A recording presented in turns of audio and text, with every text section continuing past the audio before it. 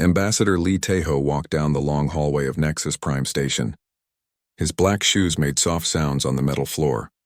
Today was supposed to be a normal day. He was going to talk about trade deals with the three big alien groups. Nothing special. Nothing dangerous. Lee had been a diplomat for 20 years. He knew how to talk to aliens. He knew their customs and their languages. But something felt wrong today. The hallway was too quiet. Usually there were many beings walking around, traders, visitors, workers. Today he saw almost no one. Captain Park Sora walked beside him. She was his military helper. She wore a blue uniform with gold buttons. Her hand stayed close to her weapon. Park had fought in many battles before becoming a diplomat's guard. She could smell trouble like a wolf smells danger. "Sir," Park said quietly. "Where is everyone?" Lee looked around. She was right. The station felt empty. "I don't know. Maybe they are busy with something else." They reached the big meeting room. Dr. Kim Hansel was already there. He was their expert on alien life. Kim studied how different species thought and acted. He was young but very smart. Next to him stood Commander Yoon Jae-sung. Yoon kept the embassy safe. He was strong and quick. "Good morning," Lee said to his team. "Are we ready for the trade talks?" Kim looked worried. "Sir, I got some strange reports this morning. Many alien ships left the station last night." "They left very fast, and what kind of ships?" Park asked. "All kinds. Vorthak warships, Quell trading vessels, even some ethereal craft. They all went to the same place." Lee felt his stomach get tight. "Where did they go?" "To the meeting point near the border, where their fleets usually gather." Before Lee could ask more questions, the big doors opened. 3 figures walked in. Lee knew them all. They were the leaders of the 3 most powerful alien groups in the galaxy. First came Thekron, the Vorthak general. He was 8 feet tall and covered in green scales. His yellow eyes looked like burning suns. Vorthak were like big lizards that walked on 2 legs. They loved to fight and conquer. Behind him came Speaker Zethal from the Quell. The Quell looked like giant bugs. They had 6 arms and black shells. But Zethal was different. He spoke for millions of Quell minds that all thought together like one big brain. Last came the ethereal called Nathara. Ethereals were made of pure energy. They looked like floating lights shaped like people. They said they were very old and very wise. They looked down on all other species. "Humans," Thekron said. His voice sounded like rocks falling. "We must talk." Lee smiled like he always did. "Of course. Please sit. We have much to discuss about trade." "No," Nathara said. Her voice sounded like music, but cold music. "We are not here for trade." Lee felt the room get colder. Park moved closer to him. Kim and Yoon looked ready for trouble. "Then what brings you here?" Lee asked. Thekron put a metal tablet on the table. "This is a message for all humans. You have 72 hours. 72 hours for what?" "To leave," Zethal said. "All humans must leave the disputed sectors. You must give up your colonies. You must go back to your home systems and stay there." Lee could not believe what he heard. "That's impossible. Those colonies have millions of people. They have been there for generations." "That is not our problem," Nathara said. "Humans are dangerous. You grow too fast. You learn too quickly. You cannot be trusted." "We have done nothing wrong," Lee said. He tried to keep his voice calm. Thekron laughed. It sounded like metal breaking. "You have done everything wrong. In 200 years, you went from 1 planet to 50 systems. Other species take thousands of years to do this. You make war where others make peace," Zethal added. "You never follow the rules. You always find new ways to fight. You upset the balance," Nathara said. "For millions of years, the galaxy was stable. Then humans came. Now everything changes too fast." Lee looked at his team. Park's hand was on her weapon. Kim was thinking hard. Yoon was watching the exits. Lee knew he had to be very careful. "You are afraid of us," Lee said. "We are not afraid," Thekron growled. "We are being smart. A disease must be stopped before it spreads. So you want us to give up everything and become prisoners in our own space?" "Yes," all 3 aliens said at the same time. Lee stood up. "And if we refuse?" "Then we will make you leave," Nathara said. "Our fleets are already moving. We have more ships than you can count, more weapons than you can imagine." Park stepped forward. "Are you threatening us?" "We are promising you," Thekron said. "Leave now or we will make you leave." Lee felt his heart beating fast. This was not a negotiation. This was a trap. The aliens had already decided to attack. They were just being polite about it. How long do we have to decide? Lee asked. 72 hours, Zithal said. Then our fleets attack every human world at the same time. Kim spoke for the first time. Why are you doing this? Humans have been good neighbors. We trade fairly. We help other species. That is the problem, Nethera said. You help too much. You change too much. You make other species think they can be like you. This cannot happen. Lee understood now. The aliens were not just afraid of humans. They were afraid that humans would show other species how to grow and change. The three big powers wanted to keep control. They wanted everything to stay the same forever. I need time to think, Lee said. You have 72 hours, Thekaron said. Use them wisely. The three aliens left without another word. The room became very quiet. Park was the first to speak. Sir, they are going to attack no matter what we say. I know, Lee said. Kim, what do you think?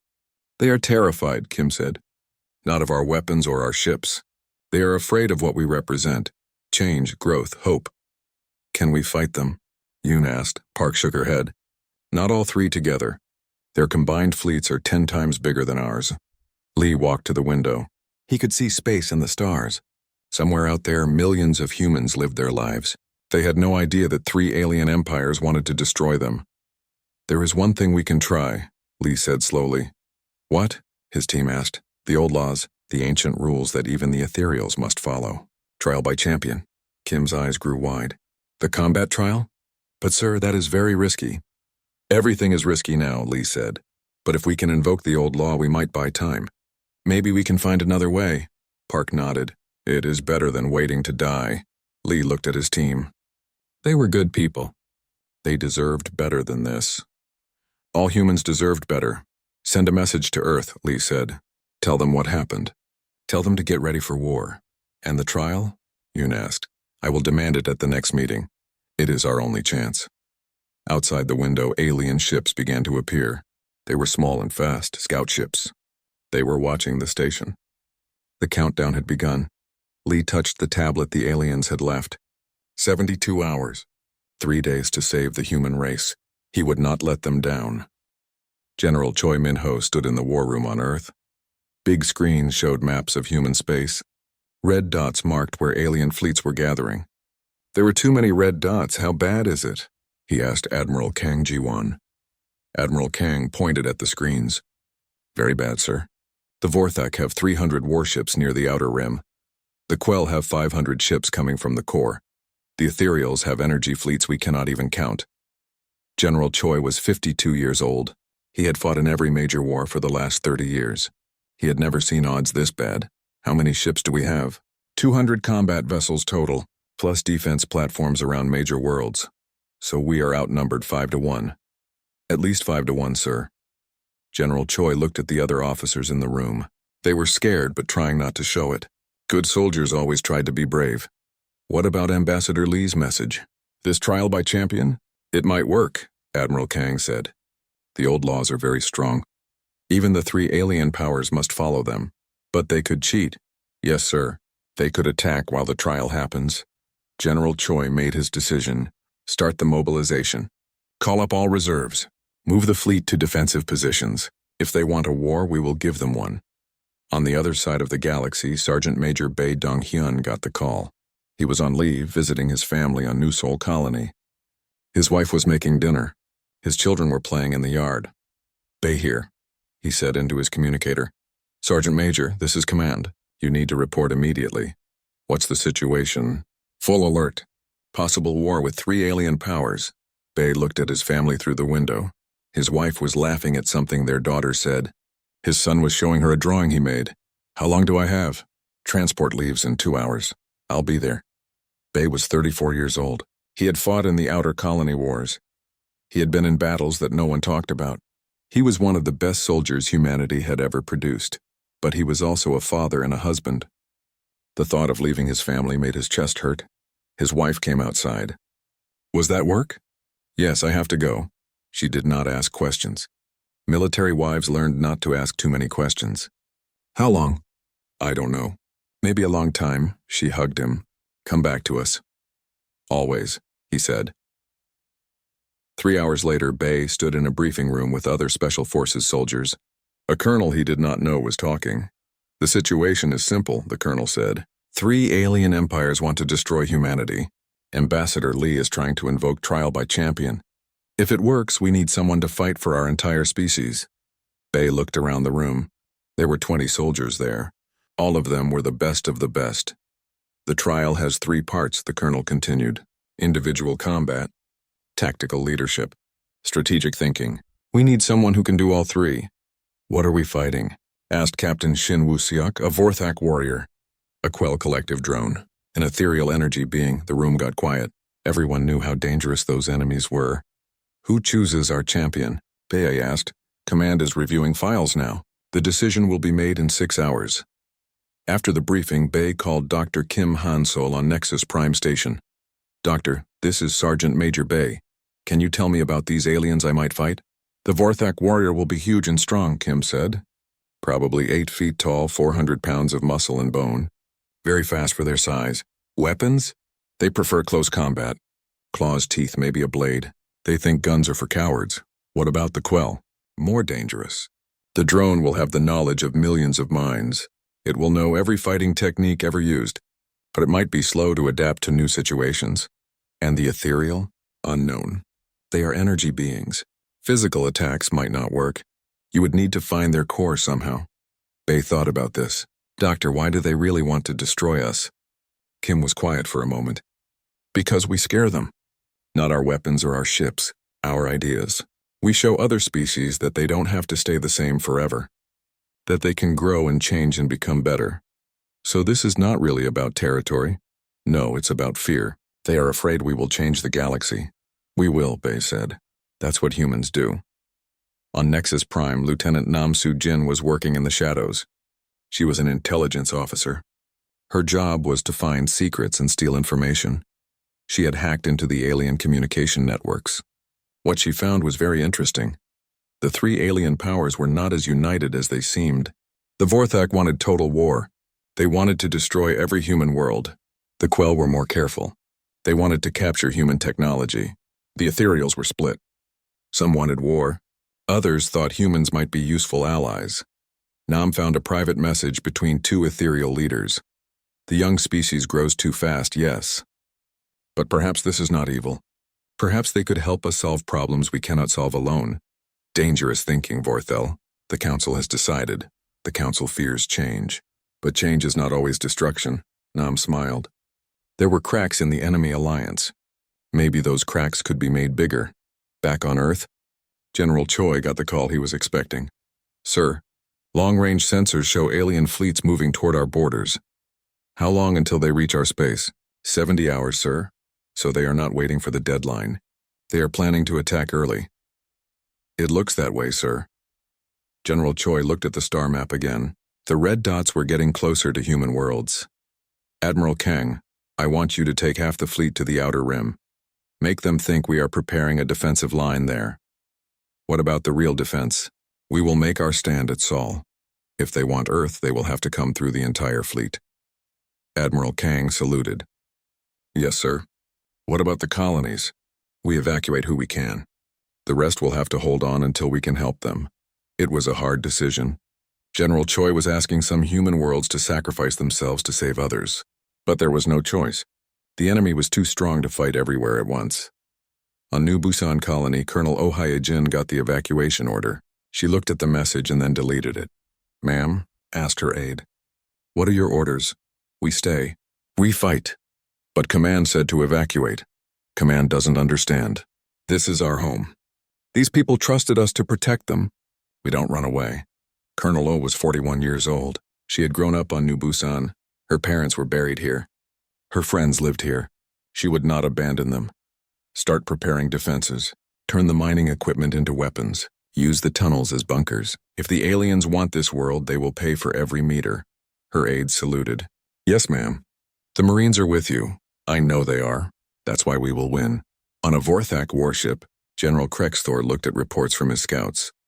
"The humans are moving their fleets to defensive positions," his aide reported. "Good. They think like prey. They run to their holes and wait to die. What about this trial by champion the human ambassador requested? A trick to buy time. We will honor it, but our fleets will continue moving. When the trial ends, we attack immediately. And if the human champion wins? Krexthor laughed. Impossible.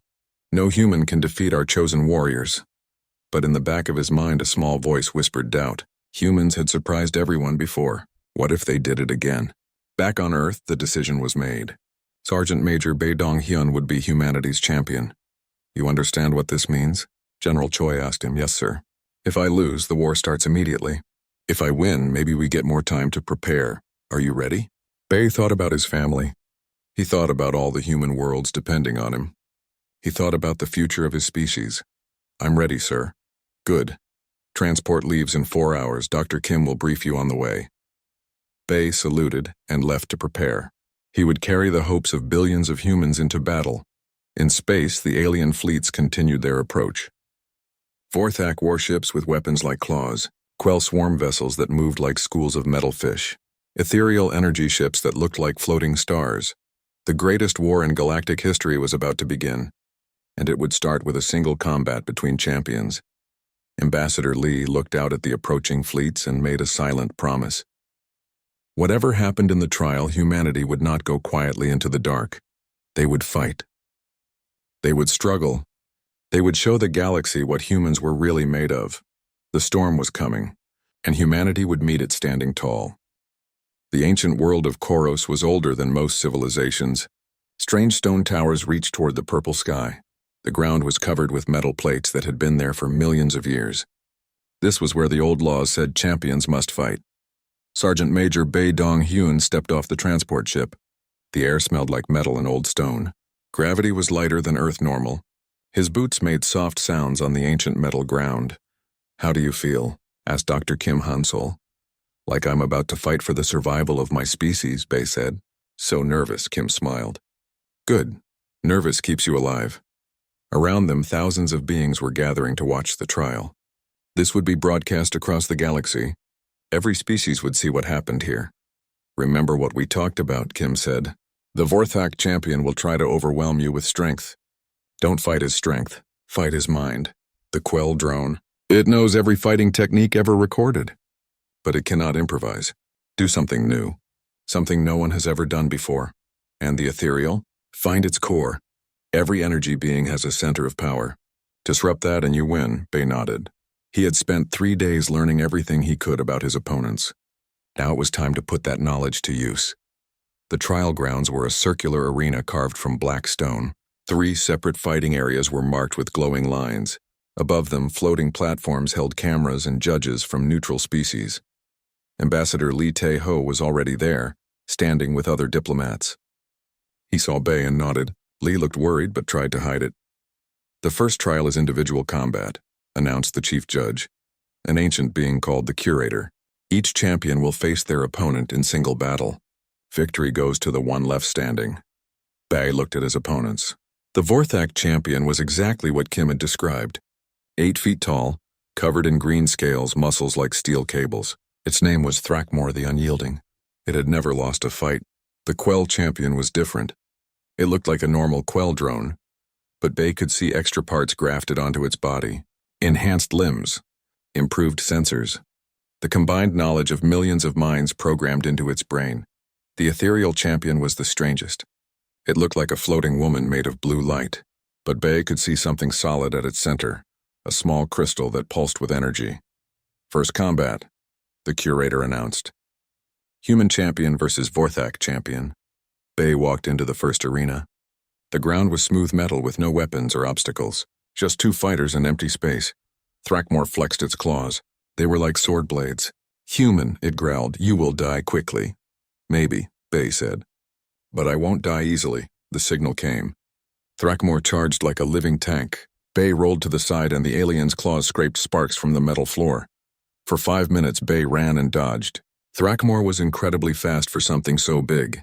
Its claws missed Bae by inches. The crowd started to whisper. They thought the human was a coward, but Bae was learning. He was studying his opponent's moves. Thrakmor always attacked the same way, straightforward using brute force. It never changed its pattern. Humans were different. Humans adapted. Bay waited for the next charge. At the last second, he dropped to the ground and swept Thrackmore's legs. The big alien crashed down hard. Before it could get up, Bay grabbed one of its arms and twisted. The sound of breaking bone echoed across the arena. Thrackmore roared in pain and anger. It swung its good arm at Bay's head. Bay ducked and punched the alien's throat. Vorthak were strong, but their necks were soft. Thrackmore fell again. This time it did not get up. "Winner, human champion," the curator announced. The crowd was silent. No one had expected the human to win so easily. "Second combat," the curator said. "Human champion versus Quell champion." The Quell drone stepped into the second arena. Its 6 arms moved in perfect coordination. Weapons extended from hidden compartments in its body. "Human," it said in a voice like grinding metal. "I know every fighting technique in the galaxy. You cannot surprise me." "We'll see," Bay said. The signal came. The drone attacked with mathematical precision. Its 6 arms moved in patterns designed by the greatest military minds in Quell history. Bay barely avoided the first strike. For 10 minutes, the drone pressed its attack. It used Vorthak strength techniques, ethereal energy moves, even human martial arts. It was like fighting a computer that knew everything, but computers had weaknesses. They followed patterns. They could not think outside their programming. Bay did something no warrior in galactic history had ever done. He started dancing, not fighting, dancing. He moved to a rhythm only he could hear. His movements made no military sense. They followed no combat doctrine. The drone paused, confused. Its programming had no response to this. While it hesitated, Bay struck. He hit the exact spot Kim had told him about, the neural connection point behind the drone's head. The drone stopped moving. Its eyes went dark. "Winner, human champion," the curator announced. Now the crowd was buzzing with excitement. The human had done something impossible. He had defeated opponents that should have crushed him. "Third combat," the curator said. "Human champion versus ethereal champion." The ethereal, called Lumnara the Wise, floated into the final arena. Her body was made of pure energy, but Bay could see the crystal core that Kim had told him about. "Impressive, young human," she said. Her voice sounded like music. "But energy cannot be touched by flesh." "Everything can be touched if you know how," Bay said. The signal came. Lumnara raised her hands and bolts of energy shot toward Bay. He rolled behind one of the stone pillars that decorated the arena. The energy blasts carved smoking holes in the stone.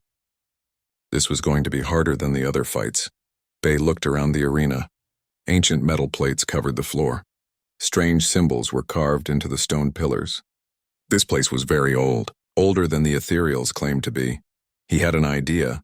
Instead of running from the energy blasts, Bay ran toward them. He grabbed a piece of metal from the broken pillar and held it up like a shield. The energy hit the metal and bounced back at Lumnara. She dodged in surprise. "Interesting," she said. "But you cannot hide forever." Bay was not hiding.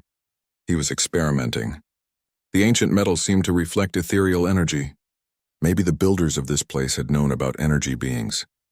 He picked up more metal pieces and threw them at Lumnara. When her energy blasts hit them, they reflected back at her. Soon the air was full of bouncing energy bolts. One of them hit her crystal core. She flickered and dimmed. "Impossible," she whispered. "Nothing is impossible," Bay said. He threw his last piece of metal. It hit her core directly. Lumnara's energy form collapsed. The crystal fell to the ground and went dark. "Winner, human champion," the curator announced. "The human has won all 3 trials." The crowd erupted in noise. Some beings cheered. Others looked angry or afraid. The humans had done what everyone said was impossible. Ambassador Lee ran down to the arena. "Excellent work, Sergeant Major." "Thank you, sir." "Does this mean we avoid the war?" Lee's face went dark. "I'm afraid not. Look." He pointed at the sky. Ships were appearing, alien warships dropping out of hyperspace. Hundreds of them. The 3 alien powers had decided to ignore the trial results. They were never going to honor the trial, Lee said. They just wanted to keep us busy while their fleets got into position. Bay looked up at the enemy ships. "How long until they reach human space?" "They're already there. The attack has begun." On the viewing platform, the 3 alien leaders watched their fleets appear in the sky. "The trial is over," announced Thekron. "But trials do not change facts. Humans are still dangerous. They must still be eliminated." "You are breaking the ancient laws," protested the curator. The laws are old, said Speaker Zithal. We make new laws now. But not all the aliens agreed. In the crowd, some beings looked uncomfortable. The human had fought with honor.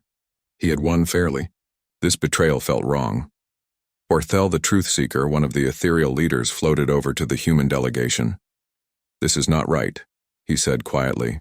You won the trial. The laws should be honored. The laws don't matter if no one enforces them, Lee said.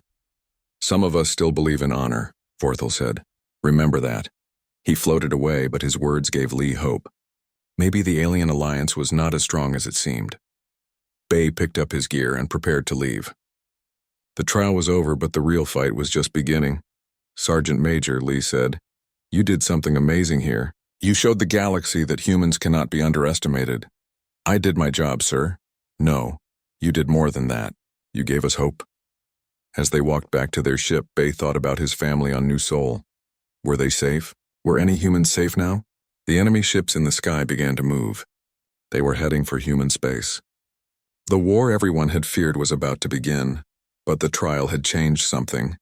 Across the galaxy, beings who had watched the fights were asking questions. Why were the three powers so afraid of humans? What was so dangerous about a species that fought with honor and never gave up? On a dozen worlds, subject species that had been conquered by the three powers began to whisper among themselves. If humans could stand up to their oppressors, maybe others could too. The trial was over. The human had won, but the real victory would be decided in the battles to come. The warning sirens on New Busan colony started screaming at dawn. Colonel Oh Hee-jin was already awake, drinking coffee and looking at defense reports. She had been expecting this. Ma'am, long-range sensors show incoming ships, reported her aide, Lieutenant Park Min-woo. 4th Act Battle Fleet. 200 vessels. How long until they arrive? 6 hours, ma'am. Colonel Oh finished her coffee. She had lived on New Busan for 30 years. Her parents had helped build the first mining stations here. She would not let aliens destroy her home without a fight. Sound general quarters. All civilians to the deep shelters. Marines to defensive positions. Ma'am, we only have 2,000 Marines. They have 200 ships. Then we better make each Marine count. New Busan was a mining world. The colonists dug valuable metals from deep underground.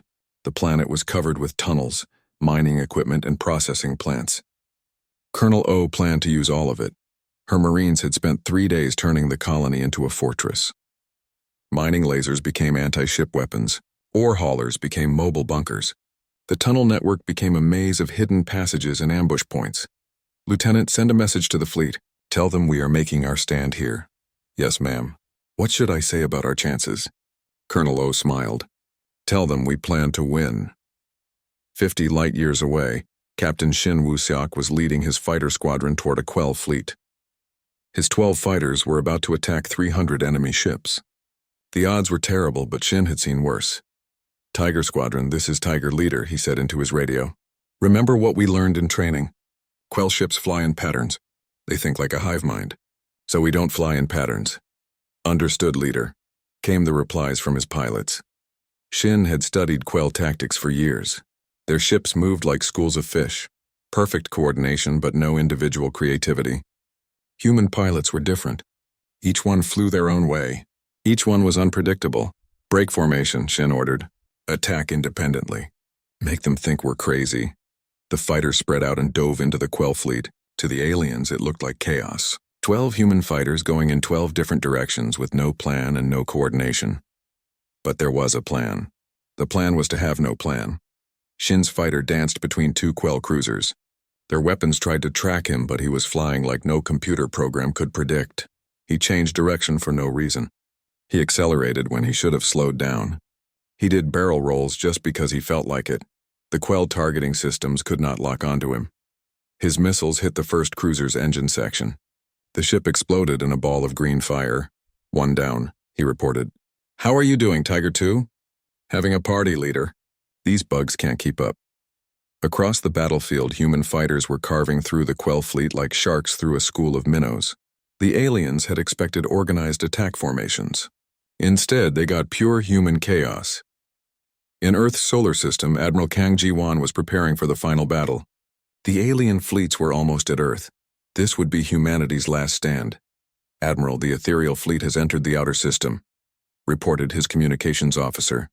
How many ships? We can't count them, ma'am. They're made of energy. Sensors show at least 500 contacts, but there could be more. Admiral Kang looked at the tactical display. Red dots surrounded Earth like angry insects. Her own fleet was a tiny cluster of blue dots near Mars.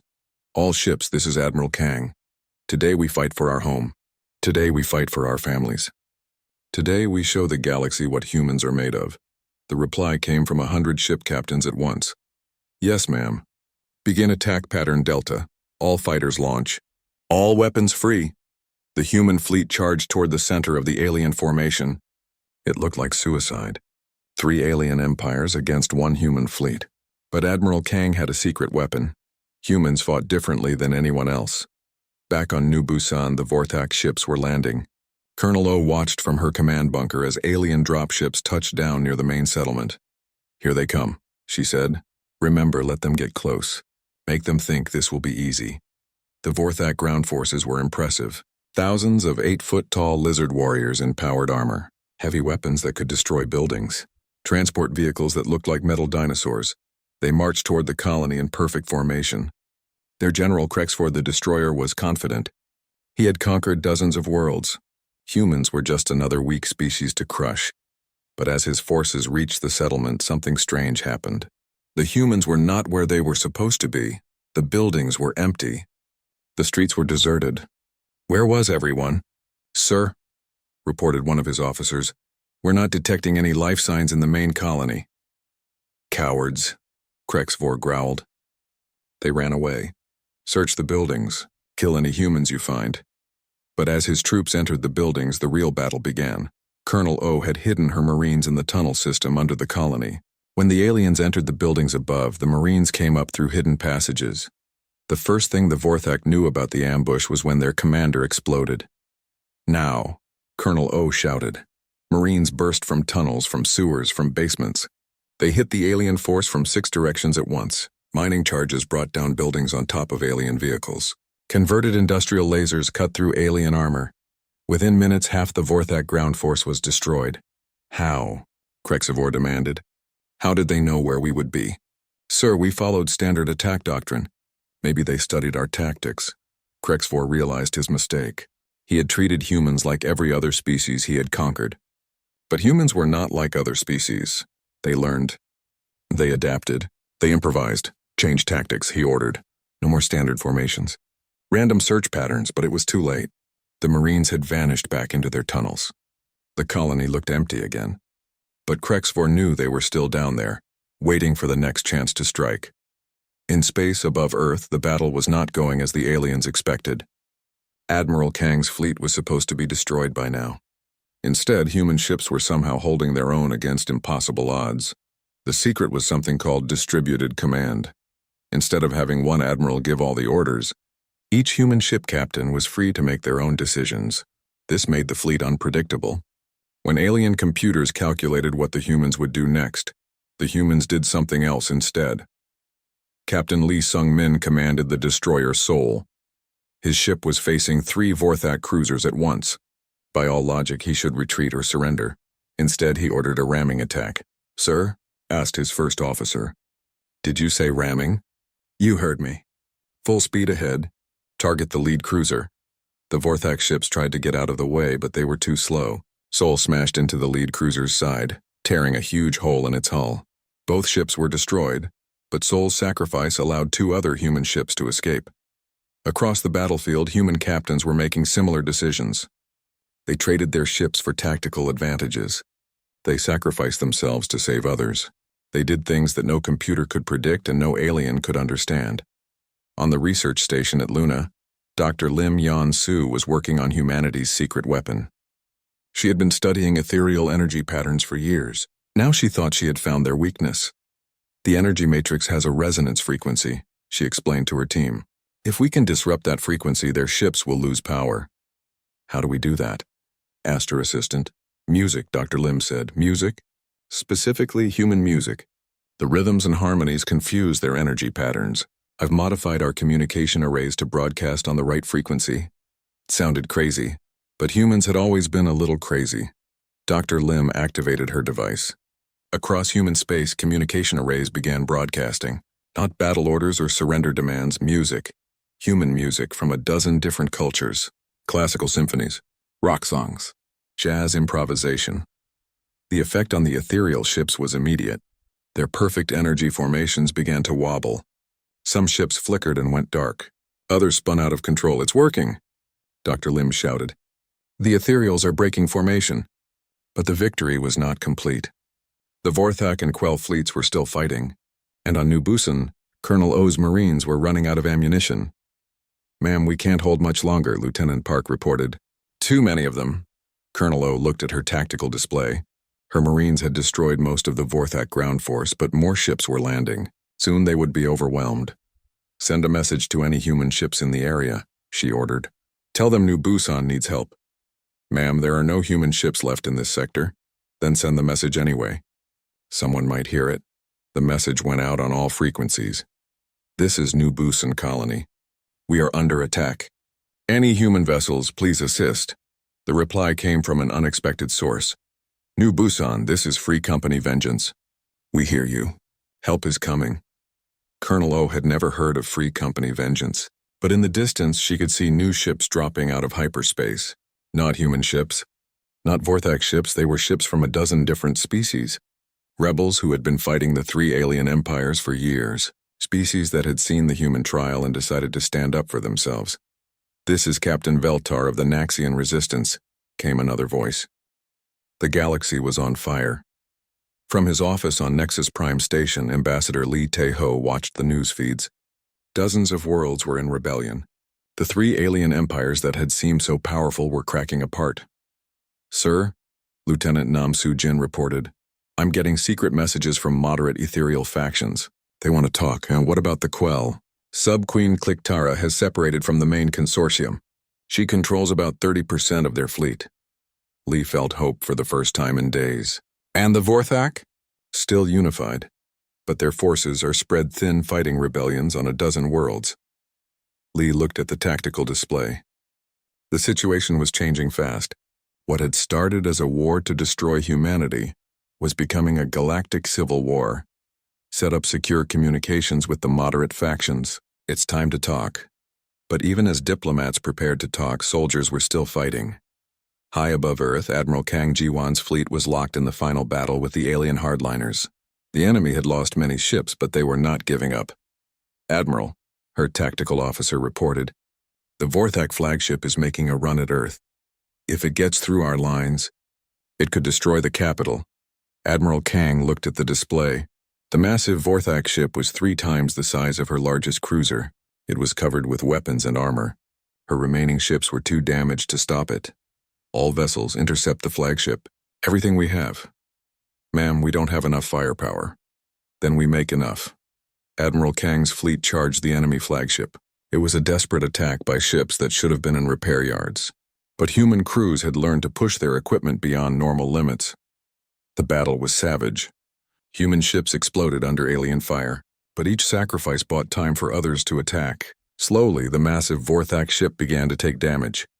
"Ma'am," the communications officer called, "we're getting a transmission from the ethereal faction leader Vorthel." "Put him through." The image of the energy being appeared on the screen. "Admiral Kang, my ships are moving to support you." "Why?" Admiral Kang asked. "Your people declared war on us." "Some of my people were wrong. We let fear control us. The human trial showed us something important." "What's that?" "Courage is more powerful than fear." On the display, Admiral Kang saw new contacts appearing. Ethereal ships, but these were different. They were attacking the other alien vessels. The galactic war had become a fight between those who chose fear and those who chose hope. On New Busan Colony, Colonel Oh Hye-jin was preparing for the final assault. The Vorthak ground forces had regrouped. They were coming again, and this time they knew about the tunnels. "Ma'am," Lieutenant Park reported, "they're pumping poison gas into the tunnel system. Then we fight above ground. All Marines, surface positions. Ma'am, we'll be in the open. They'll cut us down." "Maybe, but we'll take some of them with us." Colonel O's Marines climbed out of their tunnels for the last time. 200 soldiers against 2,000 aliens. But they were not alone. The rebel ships that had answered their call were landing troops. Naxians with energy rifles, Zephyrians with plasma cannons, A dozen other species that had decided to stand with humanity. Marines, Colonel O called over the radio. Today we fight alongside friends we never knew we had. Today we show the galaxy what happens when free people stand together. The alien assault came at dawn. Thousands of Vorthak warriors charged across the mining fields. They expected to crush the defenders quickly. Instead, they ran into a wall of fire. Human Marines and alien rebels fought side by side. They shared ammunition and covered each other's retreat. They learned each other's battle cries and fought like they had trained together for years. The Vorthak advance stopped. Then it began to fall back. In the tunnels under Earth's capital, Dr. Lim Yansu was making final adjustments to her music weapon. The device had worked against the ethereals, but she thought she could do better. What if we broadcast human emotions along with the music? She asked her team. How do you broadcast emotions? Brainwave patterns. Human thoughts and feelings converted to energy signals. The ethereals are psychic. If we flood their network with human emotions, it might overload their systems. What kind of emotions? Dr. Lim thought about everything that had happened. The fear when the aliens delivered their ultimatum. The anger when they attacked despite losing the trial. The sadness for friends who had died in battle, but also the hope when other species joined the fight. The joy when enemies became allies. The love for family and home worth fighting for. All of them, she said. Every emotion humans have ever felt. Show them what it means to be human. The broadcast began. Across space, ethereal ships received a flood of human emotions. Fear and hope. Love and hate. Courage and desperation. Joy and sorrow. It was too much. The ethereal collective mind could not process such complexity. Their ships began to shut down, but something unexpected happened. Some ethereals did not shut down. Instead, they began to understand. For the first time in their existence, they felt individual emotions. What is this? Asked Vorthel as strange new feelings filled his consciousness. Dr. Kim Hansel, monitoring from Nexus Prime, realized what was happening. They're becoming individuals. The human emotions are breaking their hive mind. It was the greatest gift humanity could give. The knowledge that each person was unique and valuable. Across the galaxy, the tide of war turned. Ethereal ships switched sides as their crews discovered individuality. Quell drones began making their own decisions instead of following collective orders. Even some Vorthak warriors laid down their weapons, tired of fighting for leaders who saw them as disposable. The Three Empire Alliance was falling apart. But the hardliners were not finished. General Krexthor of the Vorthak fleet made one last desperate attempt. His flagship broke through the battle lines around Earth and headed straight for the planet's surface. If we cannot rule the galaxy, he broadcast, then we will make sure the humans cannot change it. His ship was badly damaged, but it still carried enough weapons to devastate Earth's surface. Admiral Kang's remaining ships tried to intercept, but they were too far away. That's when Sergeant Major Bae Dong-hyun made his decision. Bae was aboard a transport ship heading back to Earth after the trial. When he saw the enemy flagship approaching, he knew what he had to do.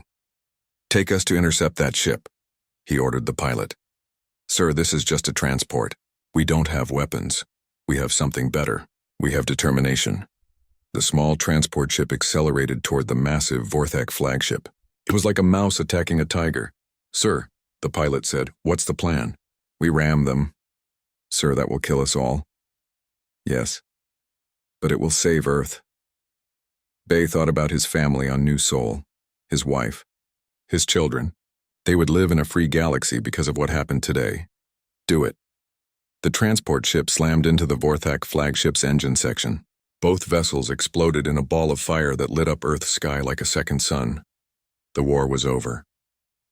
In the days that followed, representatives from hundreds of species gathered on Nexus Prime. The Three Empire Alliance was finished. New governments were forming on dozens of worlds.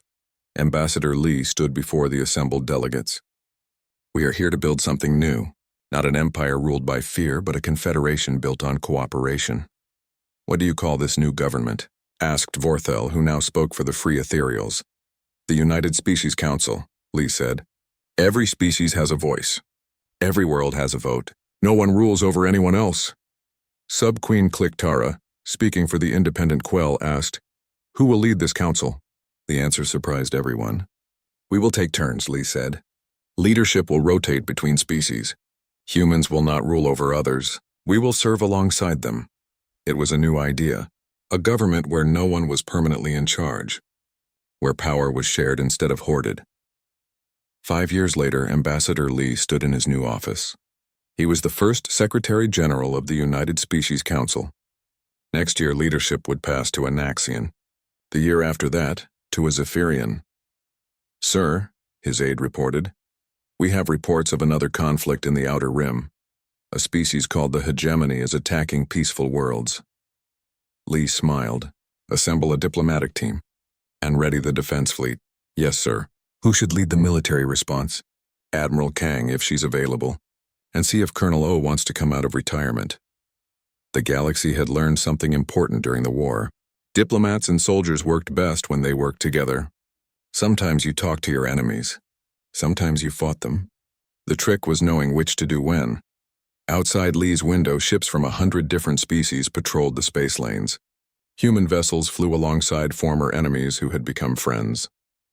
The galaxy was more peaceful than it had been in thousands of years, but peace was not the absence of conflict. Peace was what happened when free people stood together against those who would take their freedom away. Humanity had taught the galaxy how to change, how to grow, how to hope, and the galaxy had taught humanity that they were not alone. On New Sol Colony, Bay's widow stood in her garden, watching her children play. They would grow up in a galaxy where species worked together instead of fighting each other, where differences were celebrated instead of feared. Above them, the stars shone with the light of 1 billion free worlds. The diplomats had spoken. The soldiers had stormed.